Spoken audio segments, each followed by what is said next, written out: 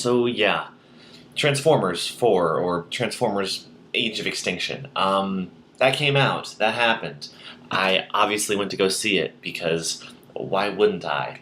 Um, Here's my problem though. I don't know if I like this anymore.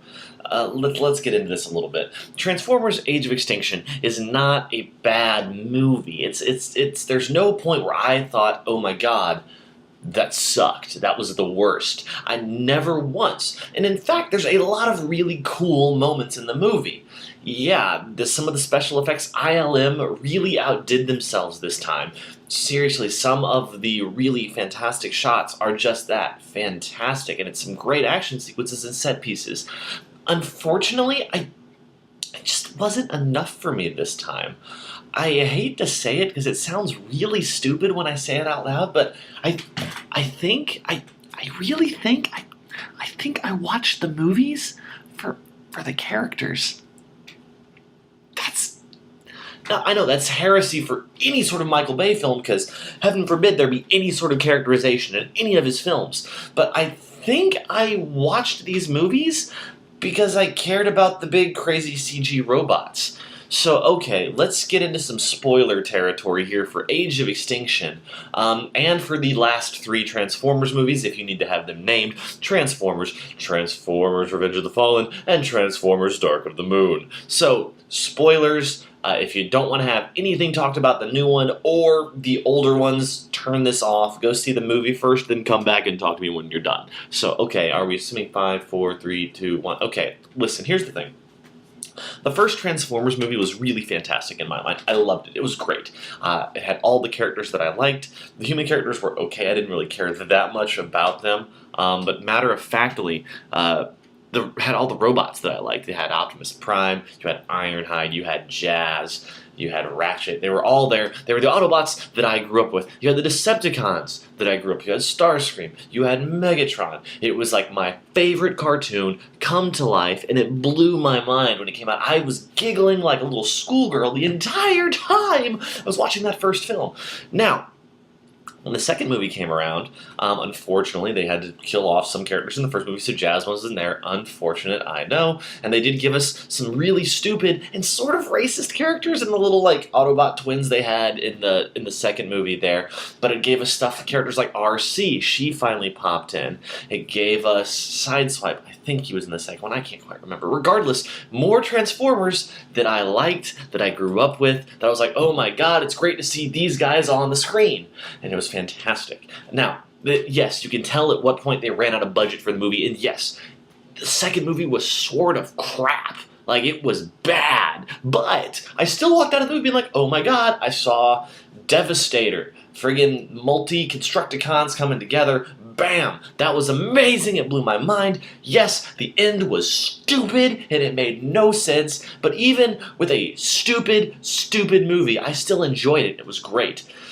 Then we get to the third one. And the third one, once again, introduced other characters, more characters from that original series, even bringing in guys like Sentinel Prime, like the legends of the other Primes out there and everything, getting into like some crazy over-the-top stuff. I mean, Megatron's back, Starscream's back. Once again, all of the Autobots and Decepticons that I cared about. I mean, it was great. I mean, every one of those movies in that first trilogy gave me Autobot after Decepticon that I cared about, that I had attachment to, that I had memories of, that were just like, yes, I want more of that. Yeah, Jetfire was a weird old crazy man, but it was still Jetfire. That was great. Yes. And in the third movie, they torched Chicago.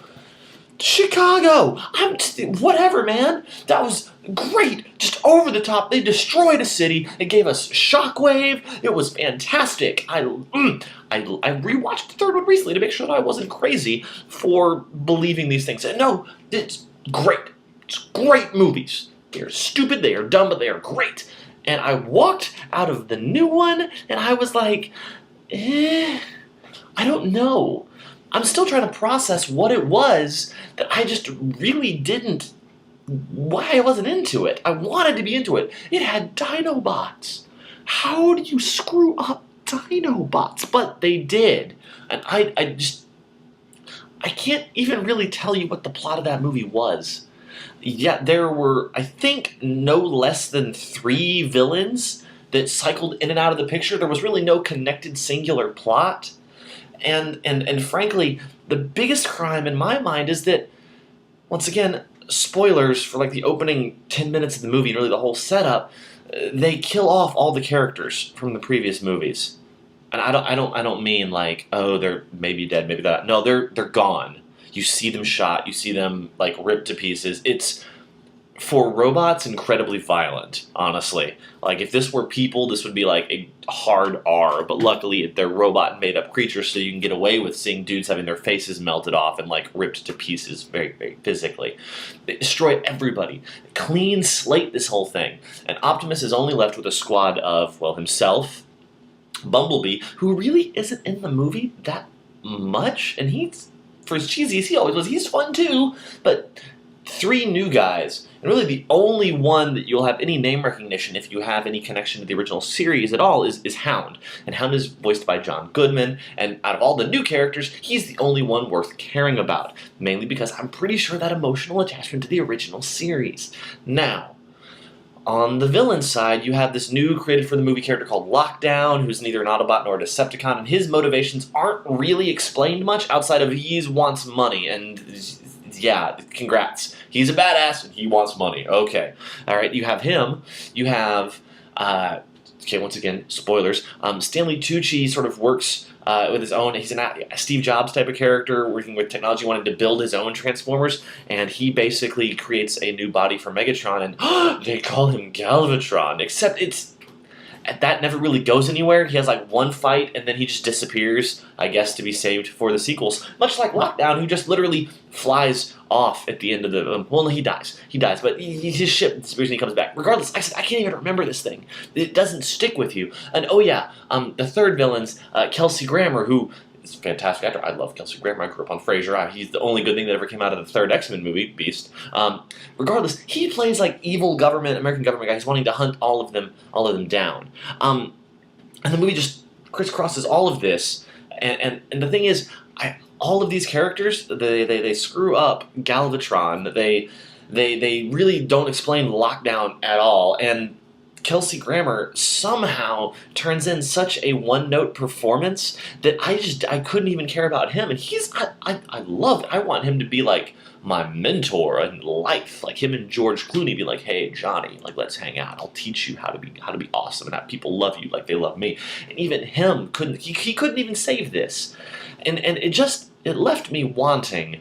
There's really cool sequences in this movie. There's some really awesome stuff that happens, and Lockdown, for as little as he makes sense, really, really cool stuff happens with him. And even the Dinobots, who are given next to no backstory, they're really cool to watch. But I think I need more than cool to watch in my Transformers movies. I think I was watching them because I liked the characters, which is, like I said, that's nuts, but that's where I'm at.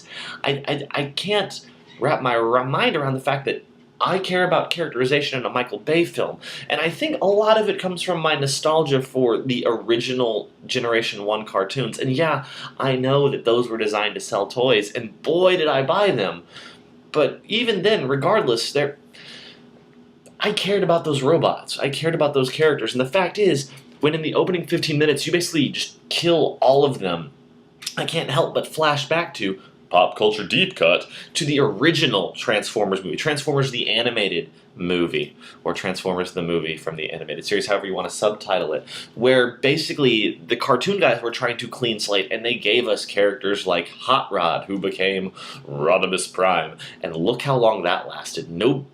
If you're a fan of the original series, everybody knows nobody liked Rodimus Prime. He was sort of a douchebag. And let's just be honest, that cat's looking stupid going that way, but also, that was a terrible idea. Yeah, they wanted to sell you more toys, but guess what? We were attached to the ones you'd given us. So that didn't work out, and I can't help but feel like I felt like they were trying to sell me new toys in this movie. It's like, oh, look at the cool Dinobots. Look at these cool new dudes. This, like, Asian samurai robot and this robot that has a coat. Why does he have a coat that's built into him? It makes no sense.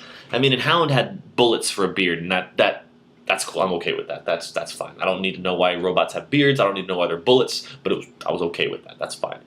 But everything else, like, that made no sense, and I just couldn't care. I wanted to care so bad, and yet I just couldn't. It's heartbreaking. I love that series, and yet I can't bring myself to give a crap about any of this new one. Don't even get me started on Mark Wahlberg's character, which is such a cipher that he's whatever the movie needs him to be at that moment. And don't even get me started on the inaccuracies of what Paris, Texas actually looks like.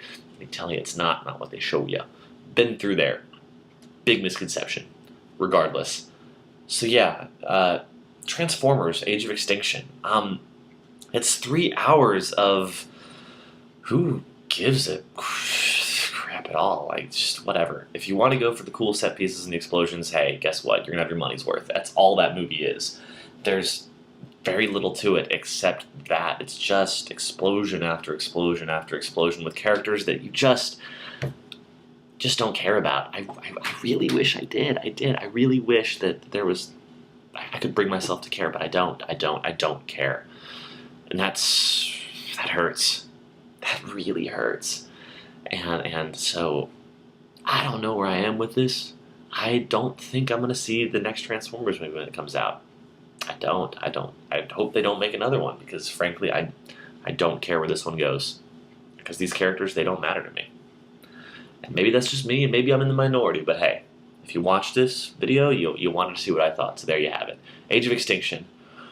Age of Blase. I don't know. I got nothing, guys. Just don't go see it, please. If you like this stuff, if you like Transformers, don't waste your time. It's only gonna break your heart. Anyways, so thanks for watching. As always, if you have any ideas for me, stuff to do, please comment. Please share this. It'd be appreciated. I'd like to see this sort of blow up. It'd be really fun if this ever became a thing. I doubt it ever will be, but hey, whatever. Comment below. Comment on Facebook or Twitter, wherever you find this. Let me know what you guys think. Thanks again as always. And yeah, I will see you next time. I don't know what the next movie will be. I don't know what I'm going to throw up next. But yeah, you'll see me on the internet later, guys. Cheers. Have a good one.